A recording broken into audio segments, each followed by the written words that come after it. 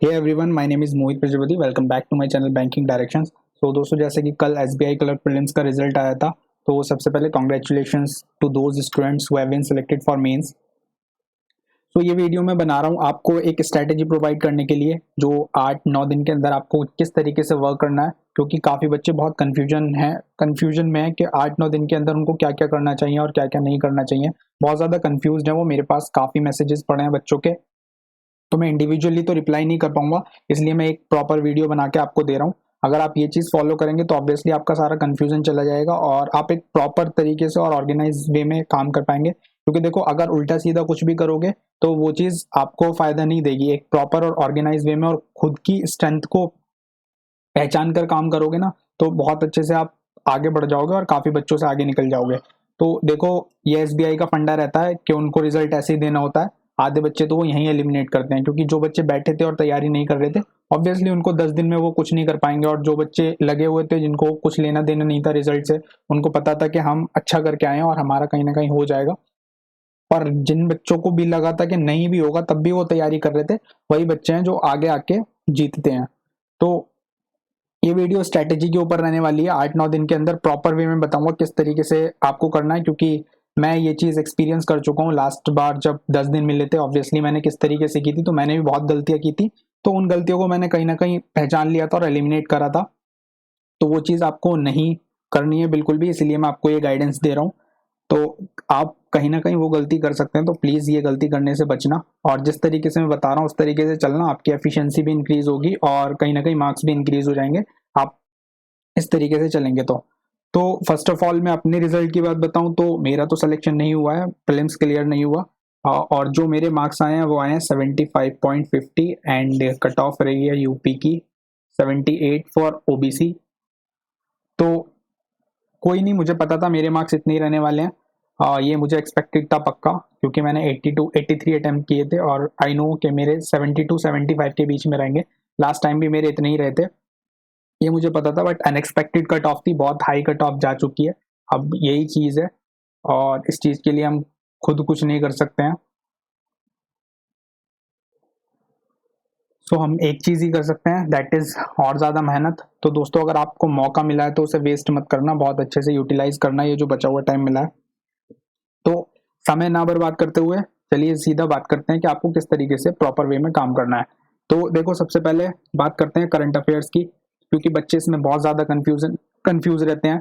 अब देखो, जिन बच्चों ने पहले से करंट अफेयर्स पढ़ा है उनको तो फायदा होगा ही ऑब्वियसली। अगर आपने डेली वाइज भी पढ़ा है और रिवीजन नहीं किया है, फिर भी आप कर सकते हो, घबराना मत। अब देखो किस तरीके से करना है।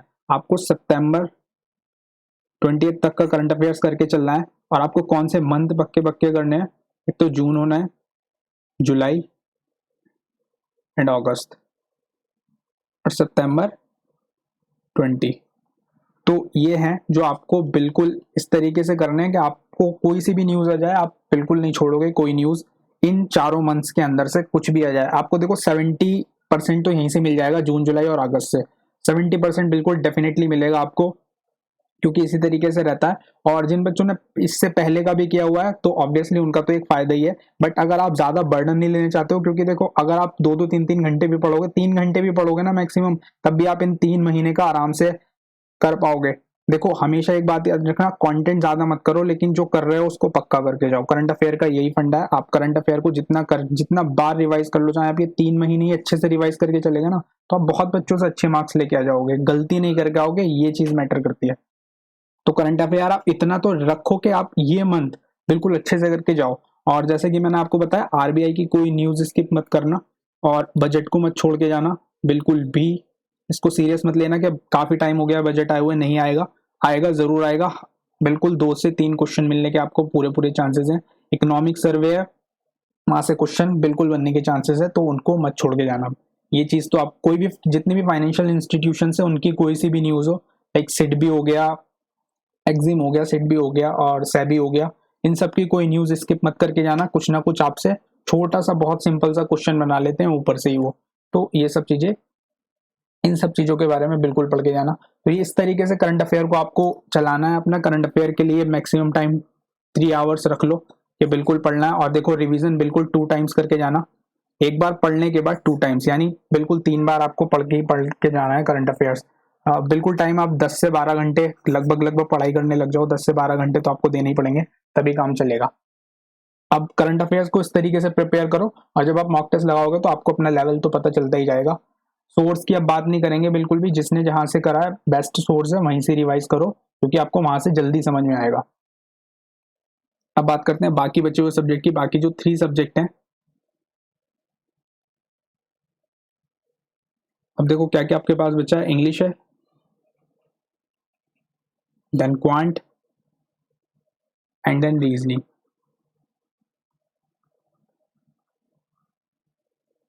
अब आपको क्या करना है, आपको यहाँ पर करनी है हायरार्की सेट। हायरार्की मीन्स आपको सेट करना है कि आपका कौन सा सब्जेक्ट स्ट्रांग है, कौन सा सब्जेक्ट वीक है। यहाँ पर आपको खुद को एनालाइज करना होगा। किसी ना किसी बच्चे का रीजनिंग स्ट्रांग होगा, किसी का क्वांट और किसी का इंग्लिश। किसी के 2 सब्जेक्ट स्ट्रांग होंगे, किसी का इंग्लिश रीजनिंग स्ट्रांग होगा, किसी का क्वांट रीजनिंग स्ट्रांग होगा, वो इंग्लिश में अच्छा नहीं कर पाते होंगे। तो हायरार्की सेट कर लो कि स्ट्रांग सब्जेक्ट कौन सा है। स्ट्रांग सब्जेक्ट को सबसे पहले रखो, क्योंकि आपको वहां से मार्क्स ज्यादा निकालने हैं। मान लो आपका रीजनिंग स्ट्रांग है, तो आप कोशिश करो कि रीजनिंग से अच्छे मार्क्स निकाल के आओ। वहां पर रीजनिंग में 30 अटेम्प्ट तक जाओ, 35 तक जाओ, इतना करके जाओ, एटलीस्ट 30 अटेम्प्ट तक तो जाओ। और अगर क्वांट स्ट्रांग है तो क्वांट के अंदर इतना जाने की कोशिश करो। इंग्लिश अगर ज्यादा स्ट्रांग नहीं है तो इंग्लिश में इतना एटलीस्ट कोशिश करो कि जो करके आ रहे हो वो सही करके आ रहे हो, दैट्स इट। कि हमने अगर 20 अटेम्प्ट किए या 15 अटेम्प्ट किए तो वो हमारे सही है, हमने कोई भी रिस्क नहीं लिया वहां पे, क्योंकि रिस्क लेना बहुत भारी पड़ सकता है आपको। आपको खुद पता है कि प्रीलिम्स की कट ऑफ इतनी गई है, मेंस में क्या हो सकता है। तो इसलिए बिल्कुल भी निगेटिव मार्किंग मत रखना अपनी, इसलिए बहुत कॉशियस तरीके से अटेम्प्ट करना है। तो हायरार्की सेट कर लोगे तो आपको एक ये फायदा हो जाएगा कि अब हमारा ये स्ट्रॉन्ग सब्जेक्ट है और हमने यहीं से मार्क्स निकालने हैं। अब देखो ये मत करना इन 10 दिन के अंदर कि आप किसी वीक सब्जेक्ट को इम्प्रूव करने लग जाओ, उसके अंदर आपको इम्प्रूवमेंट चाहिए। अब वो चीज करनी थी आपको 2 से 3 महीने पहले, तब आपको काम करना था ये कि हमने जो है इम्प्रूवमेंट लेके आनी है। हमारा इंग्लिश स्ट्रांग नहीं है, हमने उसके अंदर काम करना है। अब काम करने का वक्त चला गया, उस सब्जेक्ट को जितना आपका उस सब्जेक्ट के ऊपर कंट्रोल है उतना बनाए रखो। आपको पता है आप इतना ही कर सकते हो और उतना ही करोगे। तो 10 दिन उसको इतना ज्यादा फोकस ना रख के उस सब्जेक्ट पे फोकस करो जो आपका बहुत स्ट्रांग है, क्योंकि आप कहीं ना कहीं उसको और अच्छा बना के वहां से और अच्छे मार्क्स निकाल सकते हो। तो हायरार्की सेट करने का मेरा मतलब ही सिर्फ यही था कि आप जो आपका स्ट्रांग सब्जेक्ट है उसको पहचानो और उसके ऊपर और अच्छे से काम कर लो इन बचे हुए 9 दिन के अंदर। देन उसके बाद देखो आपको फिर क्या करना है। इस तरीके से काम करने के बाद उसके बाद आते हैं मॉक टेस्ट के ऊपर। तो मॉक टेस्ट देखो मैं आपको रिकमेंड करूंगा एटलीस्ट 5 मॉक्स आप लगा लो, 5 मॉक तो लगा ही लो। अब मॉक टेस्ट लगाते टाइम आप एक चीज इग्नोर करके चलो, अपने मार्क्स। सिर्फ मार्क्स को इग्नोर कर दो, इसके ऊपर आपका कोई लेना देना नहीं होना चाहिए। आप चाहे 20 स्कोर कर रहे हो, 30 स्कोर कर रहे हो, 40 स्कोर कर रहे हो, कोई बात नहीं है। आपका सिर्फ आपको क्या करना है, आपको एक तो अपनी मिस्टेक लर्न देखनी है। आपने सीखना है कि आप कहाँ अटक रहे हो, कहाँ मिस्टेक कर रहे हो। आपको अपनी बढ़ानी है एफिशिएंसी और स्ट्रेटेजी। एक स्ट्रेटेजी डेवलप करनी है मॉक टेस्ट को लगाते टाइम, तो ये बहुत ज्यादा इंपॉर्टेंट है। सिर्फ इसी स्ट्रेटेजी के साथ आपको एग्जाम भी देना है और मॉक टेस्ट तो आप लगाओगी। तो एक स्ट्रेटेजी बना के चलना कि आप एक एक सब्जेक्ट वाइज किस तरीके से चलोगे। मान लो क्वांट उठा लो तो क्वांट में एक बना लो कि मैं आप क्वांट इस तरीके से अटेम्प्ट करता हूँ भाई, मैं पहले मिसलिनियस लेके चलता हूँ या पहले जो आसान आता है वो ऐसे ऐसे क्वेश्चन उठाता हूँ और फिर इस तरीके से लेके चलता हूँ अपना। तो हर एक सब्जेक्ट का इस तरीके से बना लो, तो इसी स्ट्रेटेजी के ऊपर आप उस तरीके से अटेम्प्ट करो। तो मैं ये चीज पहले भी बता चुका हूँ आपको सब्जेक्ट वाइज किस तरीके से लेके चलना है, तो वो चीज आपको देखनी होगी। इन 5 मॉक टेस्ट के अंदर आप ऑल्टरनेट डेज पे दो। बिल्कुल जैसे आपने एक दिन छोड़ दिया, एक अगले दिन मॉक टेस्ट दे दो, फिर एक दिन उस मॉक टेस्ट की प्रैक्टिस करो, फिर एक दिन न्यू मॉक टेस्ट दे दो। इस तरीके से चलो तो आपके 5 मॉक टेस्ट हो जाएंगे। 5 नहीं होंगे तो 4 तो एटलीस्ट हो ही जाएंगे। उसके बाद आपको क्या करना है, इसके ये हर एक सब्जेक्ट वाइज के अंदर आपको एनालाइज बहुत अच्छे से करना है कि आप कहीं फंस तो नहीं रहे हो, कहीं आप ऐसा तो नहीं 20 मिनट एक क्वेश्चन में गवा रहे हो, 25 मिनट एक पजल में निकाल रहे हो। इन सब चीजों को एनालाइज करके इन सब चीजों को अपने अवॉइड करना है और यही चीजें सुधारनी है। तो आप मार्क्स पे फोकस मत करना, आप अपनी एक्यूरेसी पे फोकस करना। एक्यूरेसी जो कि आपको बहुत ज्यादा फायदा देगी मेंस के अंदर। सिर्फ यही चीज इंपॉर्टेंट होती है, एक्यूरेसी बहुत इंपॉर्टेंट होती है। अगर आप 10 भी अटेम्प्ट करके आओगे ना तो उस बच्चे से आप बहुत आगे हो जो 20 अटेम्प्ट करके आया और 20 में 8 गलत करके आया। हमेशा ये बात याद रखना। अब सिर्फ अटेम्प्ट के ऊपर मत भागना, यही चीज इंपॉर्टेंट रहती है, एक्यूरेसी के पीछे भागना। और एक चीज होती है टाइम पर बिल्कुल ज्यादा ज्यादा वो मत करना कि आप टाइम बहुत ज़्यादा ले रहे हो हर चीज़ के अंदर, आपसे टाइम मैनेज नहीं हो पा रहा है, तो टाइम मैनेज होने की कोई टेंशन नहीं है।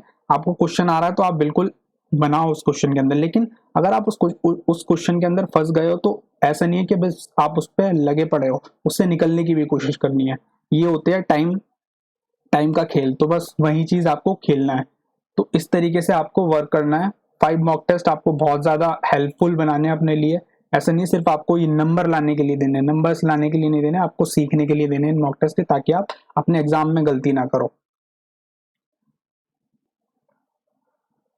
तो बिल्कुल सेट कर लो अपना आप कि हमने इतना एक दिन इतना मॉक टेस्ट लगाना है, और करंट अफेयर को तो 3 से 4 घंटे डेली देने ही देने पड़ेंगे आपको, क्योंकि जैसे कि मैंने बताया आपको 2 से 3 बार आपको रिवाइज करना ही पड़ेगा।